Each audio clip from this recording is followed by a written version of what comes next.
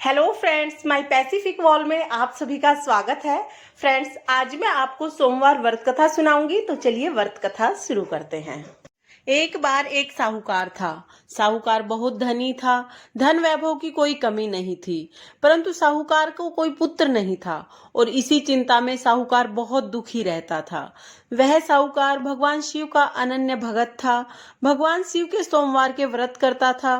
पूरा दिन व्रत करता, पूजा करता और शाम के समय मंदिर में जाकर भगवान के विग्रह के सामने दिया जलाता। एक बार पार्वती मैया शिव शंकर भोले भंडारी से बोली, हे महादेव, यह आपका अनन्य भगत है। आपकी पूजा बहुत ही श्रद्धा और विश्वास के साथ करता है। आप इसकी इच्छा पूरी कर दें। शिव शंकर भोले भंडारी बोले, हे पार्वती, ये संसार कर्म क्षेत्र है। इसमें सभी को अपने कर्मों के अनुसार ही फल मिलता है। इसके भाग्य में पुत्र की प्राप्ति नहीं है। पार्वती मैया नहीं मानी। पार्वती मैया ने हठ पकड़ लिया कि आपको इसकी मनोकामना पूरी करनी ही पड़ेगी।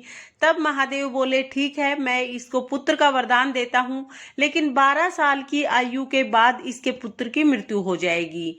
यह सारी बातें साहूकार सुन रहा था। अतः साहूकार को ना तो ज्यादा खुशी हुई ना दुख हुआ। वह पहले की तरह ही भगवान शिव के व्रत करता रहा। 9 महीने बाद साहूकार के घर में एक अति सुंदर पुत्र ने जन्म लिया।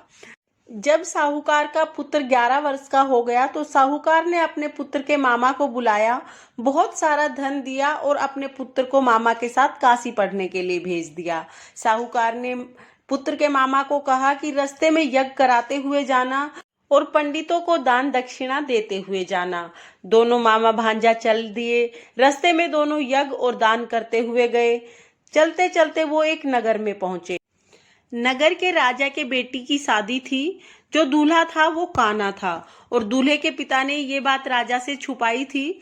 अब दूल्हे के पिता को लगा कि ये बात राजा को पता चल जाएगी तो शादी टूट जाएगी और दंड मिलेगा।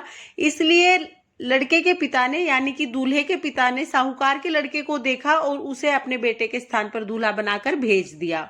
साहूकार के लड़के ने शादी कर ली राजा की लड़की से, लेकिन फेरों के समय साहूकार के लड़के ने राजकुमार की चुंदड़ी के पल्ले पर लिख दिया कि तेरा विवाह तो मेरे साथ हुआ है, परंतु जिस राजकुमार के साथ तुमको भेजेंगे वह एक आंख से काना है और मैं काशी पढ़ने जा रहा हूँ। लड़के के जाने के पश्चात उस राजकुमारी ने सारी बातें अपने पिता को बताई और राजकुमार के साथ जाने से मना कर दिया। राजकुमारी ने कहा कि यह मेरा पति नहीं है, मेरा पति तो काशी पढ़ने के लिए गया है। राजकुमारी के माता पिता ने अपनी कन्या को विदा नहीं किया और बारात वापस चली गई। उधर सेठ का लड़का और उसका मामा काशी जी पहुंच गए। वहां जाकर उन्होंने यज्ञ कराया। लड़के की उम्र जिस दिन 12 वर्ष की हुई, उस दिन लड़के ने यज्ञ के बीच में ही कहा कि मामा जी, मेरी तबीयत कुछ खराब लग रही है।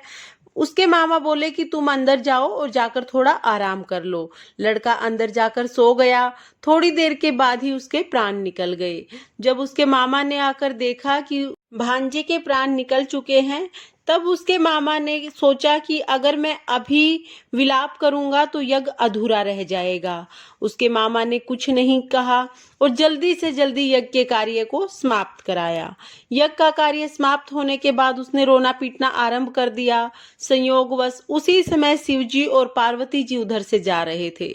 जब उन्होंने रोने चिल्लाने की आवाज सुनी तो पार्वती जी ने कहा, महाराज, कोई बहुत दुख में रो रहा है और उसके रोने की आवाज मुझे कष्ट दे रही है। आप जाइए और उसके कष्ट को दूर कीजिए। भगवान शिव और माता पार्वती जब लड़के के पास पहुंचे तो पार्वती जी कहने लगी, महाराज, यह तो उसी सेठ का बेटा है जिसको आपने वरदान दिया था। शिव जी कहने लगे, हे पार्वती, इसकी आयु इतनी ही थी, सो यह भोग चुका है। तब पार्वती जी ने कहा, महाराज, इस बालक की आयु को और बढ़ा दीजिए, क्योंकि अगर इस बालक के प्राण आपने नहीं लौटाए तो इसके माता पिता तड़प तड़प कर मर जाएंगे। माता पार्वती ने हठ कर लिया और शिव शंकर भोले भंडारी ने सेठ के लड़के के प्राण वापस लौटा दिए। भगवान शिव की कृपा से वह लड़का जीवित हो गया। शिव पार्वती वहां से कैलाश चले गए। तब वह लड़का और उसका मामा उसी प्रकार यज्ञ करते हुए, ब्राह्मणों को भोजन कराते हुए और दान देते हुए वापस घर के लिए चल दिए। रास्ते में उसी नगर में आए जहां उसका विवाह हुआ था। वहां पर आकर उन्होंने यज्ञ प्रारंभ कर दिया। लड़के के ससुर ने लड़के को पहचान लिया। अपने महल ले जाकर उसकी बहुत खातिर की। साथ ही दास दासियों सहित आदर पूर्वक बेटी और जवाई को विदा किया। जब वह अपने शहर के निकट गए तो मामा ने कहा कि पहले तुम्हारे घर पर खबर करके आता हूँ। जब उस लड़के का मामा घर पहुंचा तो लड़के के माता पिता घर की छत पर बैठे हुए थे। उन दोनों ने प्रण लिया था कि यदि हमारे पुत्र के मरने के समाचार मिला तो हम यहीं से छत से कूदकर अपनी जान दे देंगे। जब लड़के के मामा ने जाकर बताया कि आपका पुत्र आ गया है, तब उन दोनों को विश्वास नहीं हुआ। तब वो लड़के के मामा ने शपथ पूर्वक कहा कि आपका पुत्र अपनी पत्नी के साथ बहुत सारा धन लेकर आया है। तो सेठ को बहुत ही आनंद हुआ। उसने अपने बेटे बहू का बहुत भव्य स्वागत किया और बड़ी प्रसन्नता के साथ वो रहने लगे तथा भगवान शिव की पूजा अर्चना करने लगे।